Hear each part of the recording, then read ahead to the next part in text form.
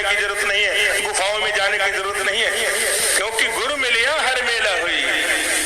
जो काम दवा से हो न सके वो बात दुआ से होती है। जब कामिल मुर्शद मिलता है तब बात खुदा से होती है। किसी कामिल मुर्शद की तलाश कर लीजिए। और रहमानो फसली भी खबीरन, इंसान तो अल्लाह को जानना चाहते हो तो किसी मेरे बाखबर इंसान से पूछ लो। लाडली फैमिली ब्लॉग में आप सभी बहन भाई का स्वागत है। सभी भाई बहन को नमस्कार। सभी संत महापुरुषों के चरणों में दास का प्यार भरा धन निरंकार। दोस्तों, आपका घर परिवार स्वस्थ होगा, अच्छे होंगे। दोस्तों, हम आशा करते हैं कि परमात्मा से अरदास करते हैं कि पूरा संसार सुखी रहे। दोस्तों हम एक नेक्स्ट वीडियो लेके आए हैं। दोस्तों, इसको ज़रूर सुनें। दोस्तों, ऐसा नहीं ना एनम चिंतन शस्त्राणी, शस्त्र इसको नहीं काट सकता। जो सामने है परमात्मा के दर्शन कराने के बाद कहा इसको नहीं काट सकता, इसका मतलब सामने था, बिल्कुल करीब था। ना एनम चिंतन शस्त्राणी, ना एनम दहेज पावका, इसको अग्नि नहीं काट सकती, जला सकती, पानी नहीं भिगो सकता, हवा नहीं उड़ा सकती। ये है मेरा विराट स्वरूप। कितना समय लगा? 18 दिन ही तो लड़ाई चली थी और 2-3 घंटे का वार्तालाप है, इसी का नाम है गीता। वहां पर कोई उसके लिए आराधना, उपासना, कोई पूजा, कोई पाठ करने का समय नहीं था। कोई धूप, अगरबत्ती, कोई चंदन, अक्षत लाने का कोई समय नहीं था। आप अच्छी तरह जानते हैं, गीता को पढ़ते हैं, महाभारत को पढ़ा होगा आपने, सुना भी होगा, देखा होगा आजकल विज्ञान की कृपा से टेलीविजन के माध्यम से। वहां तो कोई ऐसा साधन नहीं था। अब वहां किसका वो पाठ करे, किस चीज की पूजा करे, किसकी उपासना करे? उपासना का मतलब लोग भक्ति से लगाते हैं। उपासना का मतलब समझ ले, उप माने होता है समीप, आसन माने बैठना, प्रभु के समीप बैठना। तो प्रभु को जानेगा नहीं तो उसके समीप कैसे बनेगा, बैठेगा? उप माने समीप, आसन माने बैठना। उस जो प्रभु के समीप बैठा है, प्रभु को जान करके ही समीप बैठेगा। जिसको जानता है उसके नजदीक कैसे जाएगा? तो प्रभु को जान करके प्रभु के समीप बैठने का नाम है उपासना। इसी तरह से उपवास है। उपवास का मतलब भूखा रहना नहीं। महात्मा कहते हैं भूखे भजन न होए गोपाला, ले लो अपनी कंठी वाला। उपमन समीप, वास मन रहना, प्रभु के समीप रहना। तो जो जानता होगा वही प्रभु के समीप रहेगा, जो नहीं जानता वो कैसे रहेगा? इसी से बना है उपनिषद। उपमन समीप, निमन श्रद्धा और सदमन बैठना, प्रभु के समक्ष श्रद्धा और भक्ति की भावना को लेकर के बैठना, इसको कहते हैं उपनिषद। अब शास्त्र जो बातें हम धर्म ग्रंथों में पढ़ते हैं, तो पढ़ने के लिए तो महात्माओं ने कहा कि भाई पढ़ने से लाभ होगा नहीं। लोग कहते हैं पाठ करना चाहिए। अब पाठ करने के लिए किसी धर्म ग्रंथ में नहीं कहा गया कि पढ़ो, पाठ करो। पाठ का मतलब होता है पाने के बाद ठहर जाना।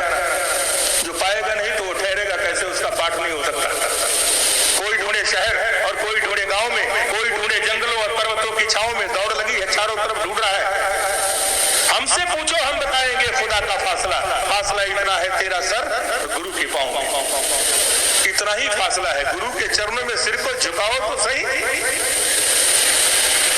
तो तुम्हारा पाठ हो जाएगा। गुरु के चरणों में अर्पया सुशी स्थान गुरु पे हर संग प्रभु दिखाया और छिन्मा ही सगला रोग मिट्या मन चिंदिया फल पाया। पाठ हो गया। अब ठहर गया। अब कहीं दौड़ लगाने की जरूरत नहीं है, कहीं कंदराओं में जाने की जरूरत नहीं है, गुफाओं में जाने की जरूरत नहीं है, क्योंकि गुरु मिलिया हर मेला हुई। जो काम दवा से हो न सके वो बात दुआ से होती है। जब कामिल मुर्शद मिलता है तब बात खुदा से होती है। किसी कामिल मुर्शद की तलाश कर लीजिए। और रहमानो फसली भी खबीरन, इंसान तो अल्लाह को जानना चाहते हो तो किसी मेरे बाखबर इंसान से पूछ लो। या अय्युहल्लज़ीना आमनू तक़ुल्लाह वत्तक़ू वलय वसीलते, कोई वसीला ढूंढ लो, कोई ऐसा सज्जन ढूंढ लो। बात एक ही है, चाहे पुराने पाक को पढ़िए, चाहे आदि ग्रंथ को पढ़िए, चाहे गीता को पढ़िए, चाहे रामायण को पढ़िए, चाहे वेदों शास्त्रों को पढ़िए। इसलिए तो भगवान कृष्ण को ये बात कहनी पड़ी 4थे अध्याय के 34वें श्लोक में, तद विधि प्रणिपातेन परिप्रश्नेन सेवया उपदिशन्ति ते ज्ञानम ज्ञानेन तत्त्वदर्शन। किसी मेरे तत्व ज्ञानी ब्रह्म ज्ञानी संत महात्मा के श्री चरणों में जाओ और उसको साष्टांग दंडवत करो, डंडे के समान लेट करके। प्रणिपातेन, प्रणिपात कहते हैं दंडवत प्रणाम करने को। और ये काम हमने किया नहीं, सिर्फ गीता का पाठ किया है। तो गीता को पढ़ा है तो ये पढ़ने से तो कुछ बनने वाला है नहीं।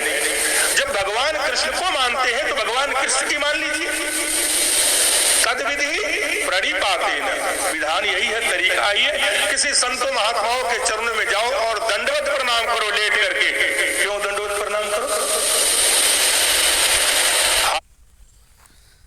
मेरे प्यारे भाई बहन, संत महात्मा यही कह रहे हैं, संत महात्माओं के पास जाओ, दंडवत प्रणाम करो, नतमस्तक होके उनका संग करो, तभी ये परमात्मा का, इस खुदा का दीदार हो पाएगा, दर्शन हो पाएगा।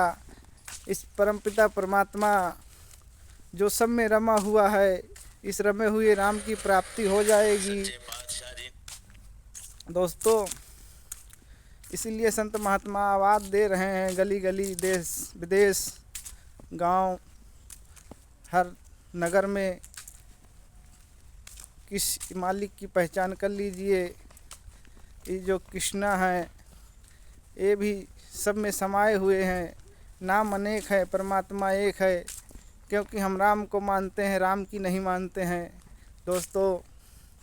ये गुरु की कृपा से इस परमपिता परमात्मा की प्राप्ति हो गई है। आप सब भी कर लीजिए, जीवन धन्य हो जाएगा, जीते जी मुक्ति मिल जाएगी दोस्तों। ये वीडियो कैसी लगी दोस्तों, कमेंट करना ज़रूर, चैनल को लाइक सब्सक्राइब ज़रूर करना दोस्तों। आपको फिर एक नेक्स्ट वीडियो मिलेंगे, तब तक के लिए बाय दोस्तों।